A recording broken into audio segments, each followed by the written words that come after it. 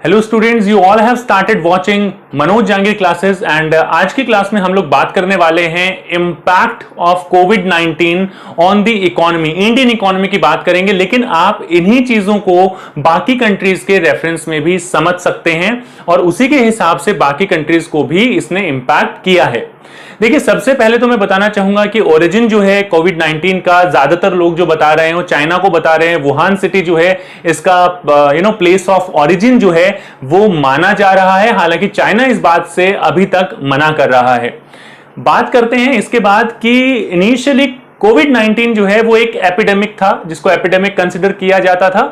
Epidemic मतलब किसी भी एक पर्टिकुलर प्लेस में जब आउटब्रेक होता है किसी डिजीज का तो उसको एपिडेमिक माना जाता है। जब ग्लोबली इसकी इस तरीके की अप्रोच हो जाती है तो इसको एक पैंडेमिक बोला जाता है। पैंडेमिक, आई थिंक इससे पहले आप लोगों ने कभी पैंडेमिक का मतलब नहीं समझा होगा कि पैंडेमिक होता क्या है, लेकिन धीरे धीरे आप जैसे जैसे आज इतने काफी दिन हो गए हैं बेसिकली, आप पैंडेमिक का मतलब भी अब तक समझ चुके हैं। ये वीडियो मैं उन बच्चों के लिए बना रहा हूं जिन बच्चों ने मुझे बहुत रिक्वेस्ट की कि सर एक कोविड-19 पर प्रोजेक्ट जरूर बनाएं कि इंडियन इकोनॉमी पे क्या इंपैक्ट होने वाला है। So if you are going to make a project on कोविड-19 you must need to watch this video, you need to understand कि कितने सेक्टर्स जो है इंपैक्ट होने वाले हैं। हालांकि पूरी इकोनॉमी में लॉकडाउन हो गया है। अगर मैं बात करूं तो इनिशियल 21 दिनों में रोजाना इंडियन इकोनॉमी को 32,000 करोड़ रुपीस का लॉस हो रहा था हर एक दिन 21 दिनों के लिए। इसके बाद अगर मैं बात करूं तो काफी सारी ऐसी चीजें थी, जैसे लॉकडाउन था तो जीडीपी इंपैक्ट होगा किसी भी कंट्री का, ऑब्वियसली सप्लाई वगैरह पे फर्क पड़ेगा। जो रॉ मटेरियल हैं, फिनिश गुड्स हैं, उनकी डिमांड जो है कहीं कुछ चीजों की जो है डिमांड बढ़ गई है, कुछ चीजों की डिमांड जो है वो कम हो गई है। काफी सेक्टर्स जो हैं उनको जो है एक अपॉर्चुनिटी मिली है इस तरीके की सिचुएशन में अपने बिजनेस को एक्सपेंड करने के लिए। On the contrary there are some businesses जो बिल्कुल ठप हो चुके हैं, बिल्कुल ही they have just come to a standstill, जिसमें कोई भी चेंजेस नहीं आ रहे हैं। Let's talk about all these things की, और ये सारी चीजें ही मैंने आज के वीडियो में इंक्लूड की हैं। स्पेशली अगर किसी बच्चे को 10th क्लास के लिए प्रोजेक्ट बनाना है सोशल इशू पे, तो वो कोविड-19 भी हो सकता है, even though it's a very difficult topic for class 10th students. But अगर आपके टीचर ने आपको बोला है तो आपको ये वीडियो बहुत ज्यादा काम आने वाला है। अगर आप 12th में हैं और इसके ऊपर जो है अपनी स्टडी करना चाहते हैं तो this video is going to help you a lot students. So without wasting time let's discuss about कोविड-19। एपिडेमिक टू पैंडेमिक कैसे कन्वर्ट हुआ आप लोगों को पता है, दोनों का डिफरेंस भी मैं आप लोगों को बता चुका हूं। इसके बाद बात करते हैं कि अफेक्टेड सेक्टर्स कौन से हैं। वैसे बहुत सारे अफेक्टेड सेक्टर्स हैं स्टूडेंट्स, और ये सारा का सारा जो है बेसिकली इंपैक्ट पड़ता है कि डिमांड कितनी है, सप्लाई कितनी है, लेबर की अवेलेबिलिटी क्या है। जैसे कि आप देख रहे हैं कि लेबर जो है वो आजकल जो है अर्बन एरिया से रूरल एरिया की तरफ मूव होना शुरू हो गई है। तो definitely India is going to face shortage of labour supply in this time period as well. And let's talk about all these things कि क्या क्या सारी चीजें हैं। 53% businesses are had been impacted by कोविड-19। 53% बिजनेसेस ओवरऑल आप बोलेंगे ये तो बहुत कम है, लेकिन ओवरऑल इतना जो है बिल्कुल बंद हो चुके हैं ये बिजनेसेस, उनकी बात कर रहा हूं। अफेक्टेड एरिया है, आप समझ सकते हैं, अपैरल एंड टेक्सटाइल जो है, तो कपड़े वगैरह जो है जिस तरीके से कंस्ट्रक्शन उनका जो है मैन्युफैक्चरिंग रुक गई है, रॉ मटेरियल वगैरह ट्रांसपोर्टेशन की वजह से सप्लाई डिमांड रिलेशनशिप अगर आपको समझ में आता है तो आप इसको बहुत अच्छे तरीके से समझ सकते हैं। जैसा कि आप देख रहे हैं नॉन एसेंशियल गुड्स में आता है, ये कपड़े नहीं भी खरीदे तो भी चलेगा, पुराने कपड़े हैं जो आपने इससे पहले खरीदे वो आप पहन सकते हैं, उनसे काम चल सकता है। तो इस इंडस्ट्री में एक अच्छा खासा डाउनफॉल देखने को मिला है। Shipping and food, non food retail की अगर मैं बात करूं तो उसमें भी काफी जो है डिक्रीज फॉल देखने को मिला है। यहां पर अगर हम बात करें एविएशन और टूरिज्म, ये भी जो है इसमें भी काफी डाउनफॉल देखने को मिला है, क्योंकि जो इनकम पहले होती थी टूरिज्म से वो बिल्कुल ही डिक्रीज हो चुकी है। एफएमसीजी ये एक ऐसी इकोनॉमी है, ये आप जो है दो तरीके से समझ सकते हैं, इकोनॉमी नहीं है सेक्टर है basically, fast moving consumable goods या कंज्यूमर गुड्स बेसिकली इसको बोला जाता है। आपके इसमें जो है बेसिकली असेंशियल आइटम्स आते हैं, असेंशियल जैसे कि खाने पीने की चीजें और बाकी सारी चीजें, और दूसरा आता है लग्जरी चीजें, लग्जरी गुड्स। तो जो एसेंशियल आइटम्स हैं उसमें आपको शार्प प्राइस देखने को मिलेगा, जबकि जो है लग्जरी गुड्स हैं उनकी जो है डिमांड बिल्कुल ही कम हो जाएगी, क्योंकि लोग ऐसी चीजों को खरीदना कम पसंद करेंगे। हालांकि एसेंशियल आइटम्स पे भी डिपेंड करता है कि सप्लाई किस तरीके की है, availability of labour, factors of production जो है वो कितने अवेलेबल हैं कितने नहीं है, उसके बाद आप इसके कंक्लूजन पे आ सकते हैं। लेकिन ओवरऑल अगर हम बात करें तो एसेंशियल आइटम्स की जो डिमांड है वो बढ़ गई है। इस टाइम पे लोग जो है होर्डिंग करने लग गए हैं, वो भी आप इसका जो है एक जो है फैक्टर मान सकते हैं बेसिकली। ऑटोमोबाइल इंडस्ट्री की अगर मैं बात करूं तो ऑटोमोबाइल इंडस्ट्री में आपको शार्प डिक्लाइन देखने को मिलेगा। लेकिन मैं एक बात आपको कहना चाहूंगा, मारुति सुजुकी के एक जो हेड हैं उन्होंने रिसेंटली एक स्टेटमेंट बोली कि कोविड-19 की वजह से अब लोग जो हैं फोर व्हीलर पे खर्च करना चाहेंगे। क्वाइट सरप्राइजिंग कि फोर व्हीलर लेंगे और अपने आप को सेफ करने के लिए, सिक्योर करने के लिए अब वो फोर व्हीलर्स की डिमांड जो है बढ़ सकती है। Quite strange. एनीवेज, ये वही लोग होंगे जो पैसा खर्च करेंगे जिनके पास या तो ज्यादा पैसा है, या अगर ज्यादा पैसा है तो बाइक मतलब उनके पास जो है बेसिकली कार वगैरह ऑलरेडी होगी। तो मेरे हिसाब से जिन लोगों के पास कुछ कम पैसा है, specially middle class, they are going to increase the demand for bikes. Basically two wheelers के लिए डिमांड यहां पर बढ़ सकती है, फोर व्हीलर्स के लिए आई डोंट थिंक सो। मैं कॉन्ट्राडिक्ट नहीं कर रहा हूं, बट ये मेरा अपना ओपिनियन है कि आप ऐसे सिचुएशन के अंदर इतना पैसा कार के ऊपर खर्च करना, I don't think so it's a good option. But अगर आप करना चाहें तो कर सकते हैं, बट मेरे हिसाब से टू व्हीलर्स की जो डिमांड है वो बहुत ज्यादा यहां पर बढ़ सकती है, बढ़ने के चांसेस हैं। तो ऑटोमोबाइल इंडस्ट्री की ओवरऑल बात करूं, सप्लाई फैक्टर्स, डिमांड कम हो चुकी है, सप्लाई जो है रॉ मटेरियल वगैरह की कम हो चुकी है, लेबर वगैरह अवेलेबल नहीं है, ऑपरेशंस रुक चुके हैं। इवन मारुति वगैरह के एल&टी के और बाकी सारी जो भी नामी गिरामी, टाटा का जो है प्रोडक्शन जो है बिल्कुल ठप हो चुका है, बंद हो चुका है। तो ऐसी चीजों की वजह से मुझे नहीं लगता कि ऑटोमोबाइल इंडस्ट्री का प्रोडक्शन जो है वो बढ़ने के चांसेस हैं। Anyways, this is my gut feeling, जो मेरे को फील हो रहा है।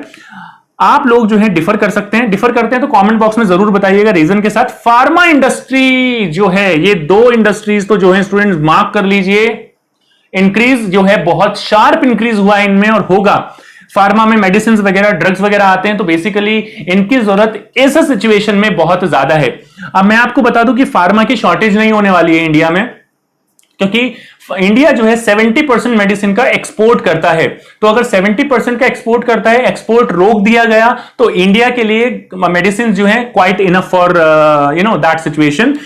लेकिन रॉ मटेरियल कहां से आता है? रॉ मटेरियल आता है, ये बेसिकली इंडिया जो है, मैं मेडिसिन की बात कर रहा हूं यहां पर, मेरा मतलब है जेनेरिक मेडिसिन। जेनेरिक मेडिसिन का मतलब होता है कि बिना ब्रांड की जो मेडिसिन होती हैं उनके बारे में मैं बात यहां पर कर रहा हूं। तो जैसे कि आप बात करते हैं, कोई स्पेसिफिक ब्रांड आपने ले लिया कि मैनकाइंड ने बनाया है कोई, या फाइजर ने बनाया है कोई मेडिसिन को, तो वो उसको जो है बेसिकली ब्रांडिंग करते हैं उसकी, उसको प्रमोट करते हैं। जबकि जेनेरिक मेडिसिन का प्रमोशन नहीं होता, बट उनके जो कंपोनेंट्स होते हैं वो सेम होते हैं, तो सस्ती पड़ती है। इसलिए बाहर भी 70% जो है एक्सपोर्ट होता है, जिसे अब रोक दिया गया है।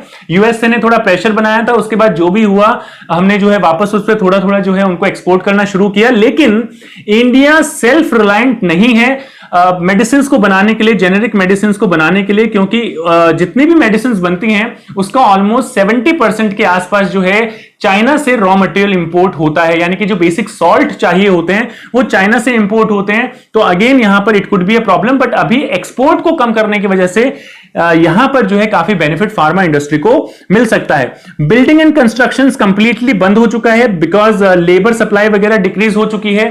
कंस्ट्रक्शन इस टाइम में बिल्कुल बंद हो चुका है, गवर्नमेंट की तरफ से ऑर्डर आ चुके हैं, जिसकी वजह से ये इस सेक्टर को भी जो है डिक्लाइन ये हो चुका है। बैंकिंग सेक्टर की अगर मैं बात करूं तो बैंकिंग सेक्टर में भी हाल फिलहाल ग्रोथ की कोई चांसेस नहीं है, लेकिन क्या क्या कुछ चेंजेस गवर्नमेंट ने किए हैं उसको हम डेफिनेटली डिस्कस करेंगे।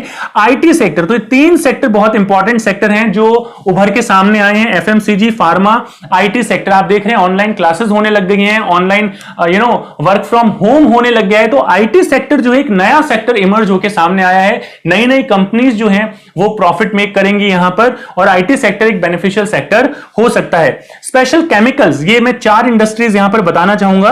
ये इंडस्ट्रीज जो हैं इंक्रीज हो सकते हैं, यहां पर डिसइंफेक्टेंट्स हो सकते हैं, बाकी जो दूसरी केमिकल्स जो बनाए जाते हैं जिसकी वजह से कोरोना को रोका जाए। तो इन 4 इंडस्ट्रीज में आपको ग्रोथ देखने के आसार हैं। डेफिनेटली पक्का पक्का है, 120% है, और बाकी सेक्टर्स में आपको डाउनफॉल देखने को मिलेगा। हर एक पेज आप प्रिपेयर कर सकते हैं, हर एक सेक्टर पे अपनी स्टडी कर सकते हैं। इसके अलावा कुछ लिंक मैं आपको प्रोवाइड करवा दूंगा डिस्क्रिप्शन में, जिनको आप स्टडी करके और भी अच्छे से इन सेक्टर्स के बारे में लिख सकते हैं। स्टूडेंट्स, बेसिकली इन सारी चीजों का आउटकम क्या हुआ, कोरोना का आउटकम क्या हुआ? आउटकम ये हुआ कि अनएम्प्लॉयमेंट बहुत ज्यादा इंक्रीज हो गई। जहां पर पहले 6.7% जो है अनएम्प्लॉयमेंट देखी जा रही थी, वो बढ़कर जो है 26% जो है इंडिया में हो गई। ऑलमोस्ट 14 करोड़ लोग जो हैं वो अनएम्प्लॉयड हो गए because of this pandemic.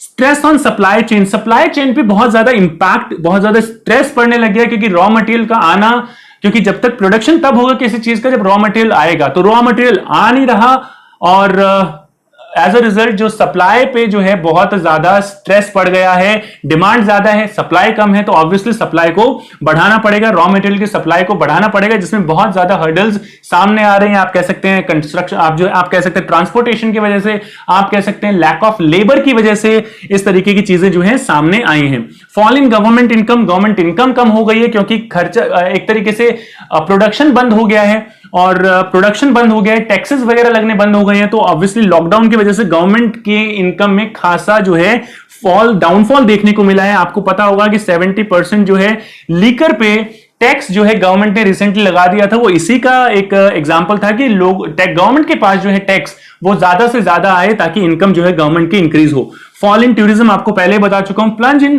Fuel consumption में भी कमी आई है। आप घर पे बैठे हुए हैं, बाहर नहीं जा रहे हैं, लॉकडाउन है, जाना मना है, तो जाएंगे तो क्या होगा फिर पता है, पुलिस वाले डंडे लेके खड़े हैं वहां पर। तो प्लंज इन फ्यूल कंजम्पशन में फॉल हुआ है।